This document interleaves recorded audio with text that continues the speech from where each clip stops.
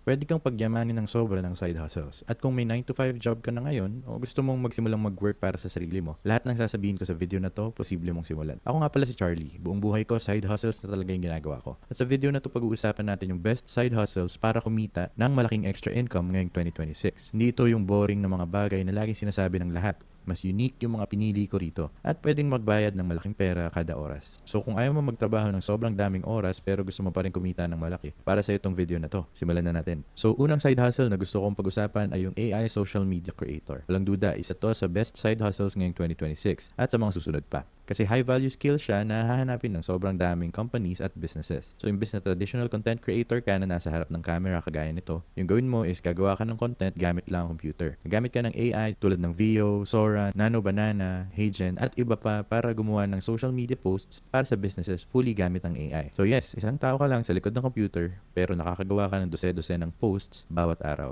At kung isipin mo talaga, sobrang valuable nito para sa companies kasi yung pinakamahirap na part ng kahit anong business ay lead generation.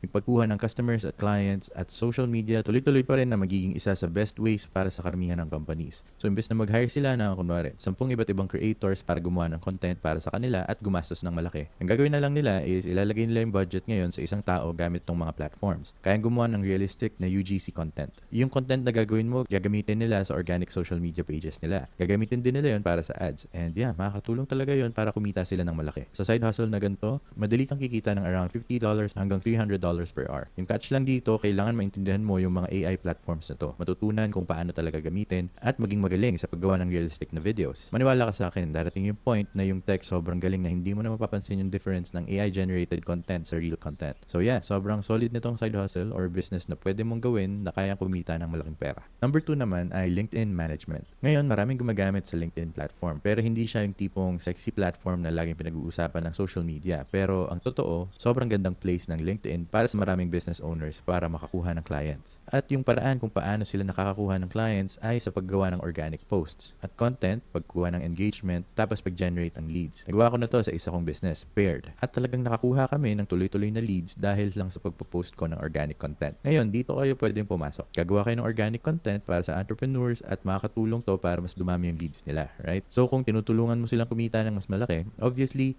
high value service to. Dahil doon, pwede kang maningil ng malaking pera dito. Yung maganda rito, pwede mong i-repurpose yung sinusulat or ginagawa mo tapos i-repost sa ibang platforms. At pwede ka pang maningil ng extra para doon. So yung marirecommend ko sa gantong side hustle is gumaling ka sa paggawa ng content. Gumaling sa copywriting, tapos mag-outreach ka ng mga business owners na baka naghahanap ng gantong service. Ibenta mo talaga yung angle na makakakuha sila ng mas maraming organic leads. Tapos maningil ka ng monthly retainer. Siguro around $2,000 hanggang $5,000 per month. Tapos meron silang makukuha, kunwari, X number of posts every week. Ganyan. Gaya ng sabi ko kanina, pwede ka pang mag-upcharge sa pag-repurpose ng content nila para sa iba nilang platforms. Kasi, yeah, kung may LinkedIn sila, malamang may Instagram din sila. Sobrang high-value service nito na pwede nyong i-offer. Hindi rin ganun katagal para gumaling sa copywriting at content creation. At madali kang kikita dito ng libo-libong dolyar kada buwan. Next naman is paggawa at pag-maintain ng websites para sa local businesses. Sigurado ako, pag tumingin ka sa iba't ibang business sa paligid mo, marami dyan pinapatakbo ng mga taong hindi tech-savvy. Meaning, wala silang website. O kaya sobrang luma na ng website nila at hindi nakakatulong para makakuha sila ng clients or maipakita ng maayos yung business nila. So yung gusto mong gawin is gumamit ng something like high level para gumawa ng websites para sa mga businesses na to. Sa high level, kaya mong gumawa ng website na sobrang bilis gamit lang yung AI. Mag-spend ka lang siguro ng 1 oras para ayusin yung website tapos i-reach out mo yung business at ipakita yung actual website na ginawa mo kasama ng monthly offer. Pwedeng around $500 hanggang $1,000 per month para ibigay mo sa kanila yung website. Hindi rin ganun ka-time consuming para i-maintain to. At tingin ko, yan yung best way para patakbuhin tong ganitong side hustle. Yes, medyo may oras talagang kailangan para gumawa ng website. Pero pwede ka rin namang mag-hire ng tao para tumulong gawin to para sa'yo. At isipin mo rin kung business owner ka tapos pangit yung website mo, tapos may lumapit sa'yo at nagsabi ng, hey, gumawa ako ng fully built website para sa'yo. Malaki yung chance na sobrang taas ng conversion nun. Ako mismo, magiging interesado ako agad. Sa high level, pwede mo rin silang tulungan sa client acquisition systems nila, right? So kung pangit yung website nila, malamang wala rin silang maayos na CRM. At dahil pinagsama ni high level i-bundle yung dalawa, pwede mo rin itong i-manage para sa kanila tapos maningil ka ng extra. At madali itong magiging libo-libong dolyar per month bawat client. May link din ako sa baba para sa high level kung gusto mong i-check. Meron silang 30-day trial na exclusive lang sa audience ko. Tapos makakuha ka rin ng around $15,000 na bonuses kapag ginamit mo yung link ko. Skill to na hindi rin ganun katagal aralin. At kayang gumawa ng sobrang gandang recurring revenue. Okay, next naman is pagiging photographer. Hindi na to bago. Matagal nang ginagawa ng mga tao ang photography. Decades na. Pero paninindigan ko to. Isa pa rin to sa best side hustle sa mundo.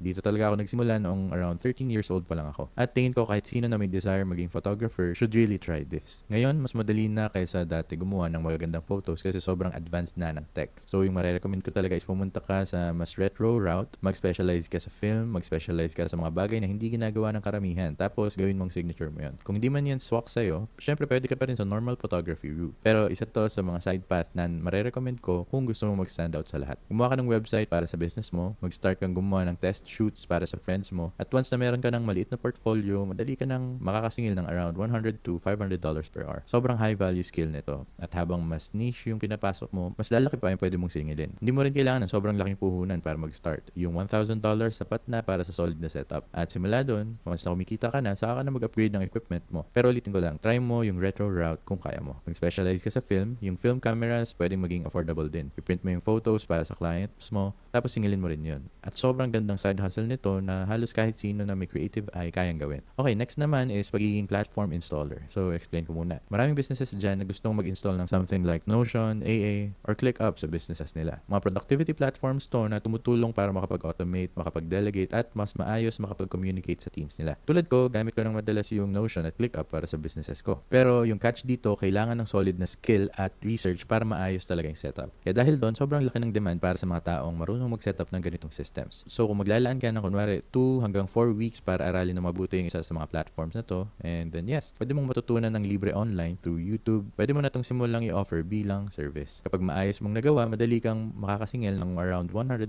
or more per hour. And yeah, hindi masyadong pinag-uusapan to kasi medyo boring siya. Pero karamihan ng malalaking pera sa side hustles nasa boring stuff talaga. Mag-focus ka sa Notion kung gusto mong makatrabaho yung mga solopreneurs, tapos mag-focus ka sa Asana or ClickUp kung gusto mong makatrabaho yung mas malalaking teams. Ang sinasabi ko, pumili ka muna ng isa ngayon tapos doon ka na lang mag-focus. Para makakuha ng clients, mag-post ka ng helpful content sa Instagram or TikTok. Magbigay ka ng maraming high value sa target audience at clients mo. Tapos sila na mismo yung lalapit sa services mo kapag ready na sila. Again, medyo boring tong side hustle na to pero isa to sa pwedeng kumita ng malaki. Okay, next side hustle na gusto kong pag-usapan ay yung AI implementer. So syempre ngayong 2026 at sa mga susunod pa, sobrang laki ng role ng AI sa buhay ng lahat, lalo na sa business world.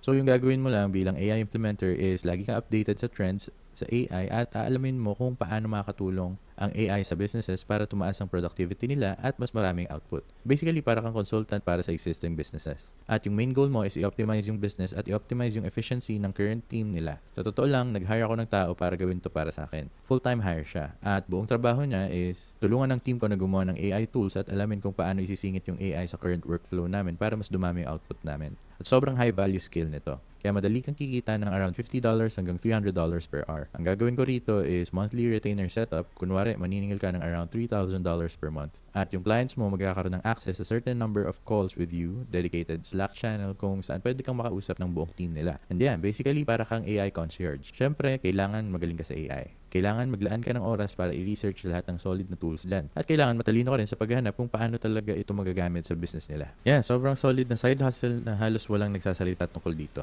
At isa sa highest paying skills na pwede nyong matutunan today. Next side hustle sa list ko ay affiliate marketing. Kung nanonood ka ng videos ko, alam mo gustong gusto ko ng affiliate marketing. Para sa akin, isa to sa best business model sa mundo. At basically, yung ginagawa mo rito is gumagawa ka ng content, nagbibigay ka ng value sa mga tao, mag-sign up ka sa iba't ibang affiliate programs. Tapos, kapag may gumamit ng link mo para bumili ng product, service, or kahit ano paman, kikita ka ng commission. Ngayon kung bakit tingin ko isa to sa best side hustles ngayong 2026 at sa mga susunod pa, kasi yung earning potential nito halos unlimited. Isa rin to sa mas risky at hindi guaranteed na businesses sa list ko. Meaning, walang siguradong results agad. Pero kung magawa mo ng tama, kaya mo kumita dito ng malaki. Ako kumikita ako ng around $3 million per year sa affiliate marketing lang. At kung gusto nyong matuto pa, ilalagay ko rin sa baba yung Smart Affiliate course ko. Basically, nandun yung exact processes ko. Paano ko binibuild yung channels ko, paano ako naghahanap ng affiliates, at paano ko sila sineset up. At yeah, sigurado ako na kung gusto mo talagang magsimula sa affiliate marketing, sobrang solid na course yon para sa'yo. Ngayon, isa to sa mga businesses na kailangan talaga ng oras bago mandar. So, hindi ka kikita agad, pero kapag nakuha mo yung tamang content strategy at nagsimula kang bumuo ng audience, pag nagawa mo ng tama, kaya mong kumita ng sobrang laking revenue gamit ang affiliate links. Definitely, isa to sa may hirap na paraan para maging successful sa video na to. Kasi basically, wala kang binibentang service, right? Hindi mo tinatrade yung oras mo para sa pera. Pero yeah, kapag na-figure out mo yung affiliate marketing, sobrang layo. Isa to sa best businesses models ngayong 2026 at sa mga susunod pa. Alright, last side hustle na gusto kong pag-usapan ay paggawa ng digital products. Specifically sa sobrang specific na niche. Marami akong research na ginawa rito ngayon at tingin ko isa sa pinaka-smart na digital products na pwede mong gawin ngayon ay workout guides. Kung hindi mo trip ang workout, pwede ka namang gumawa ng guides para sa ibang bagay. Pero kailangan sobrang specific talaga. I-explain ko sa iyo exactly kung ano yung gagawin ko sa digital product ngayon. So, laging may bagong training styles na sumisikat. At ngayong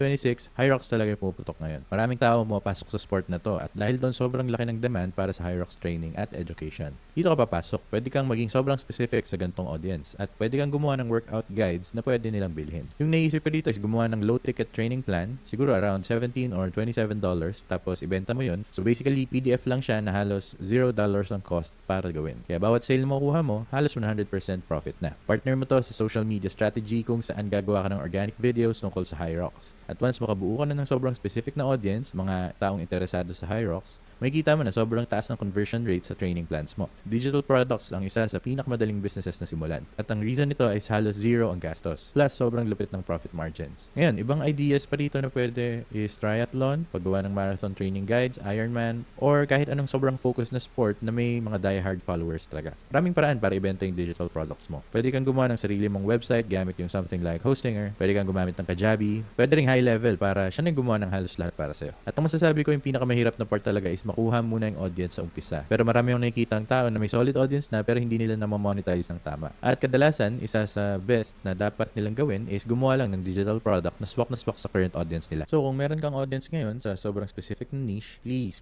gumawa ka ng digital product. Subukan mong ibenta. Malaking chance na magandang gawin yan, or kung wala ka pang audience ngayon, bumuo ka muna ng sobrang specific niche na audience. Hindi naman kailangan sobrang daming tao, tapos saka ka magsimulang magbenta ng digital product. So yeah, para sa akin, ito yung best side hustles na pwedeng simulan ngayong 2026 at sa mga susunod pa. Kalimutan mo na yung mga low-paying side hustles na kayang gawin ng lahat. Ayaw mo ng ganyan. Yung gusto mo is something na sobrang specific. Something na may high-value skill. At kapag ginawa mo yun, makakagawa ka talaga ng side hustle na kayang mag-generate ng malaking income. Tipong baka kaya mo pang iwan yung 9 to 5 job mo. Sana na-feel nyo guys, pero sobrang obsessed talaga ako sa side hustles. Yung start ng entrepreneurship ko, puro side hustles lang din talaga yung ginawa ko. Sunod-sunod lang. At ito yung mga talagang tingin ko na best na pwede nyong simulan ngayong 2026. Lalo na kung gusto nyong kumita ng malaki. Kung may nakuha kayong value sa video na to, hit nyo yung like button at mag-subscribe na din kayo for more content like this. Marami akong ginagawang videos tungkol sa personal finance, entrepreneurship, AI, lahat yan para tulungan kayo magkaroon ng mas financially successful na life. Salamat ulit sa time nyo and see you sa next video.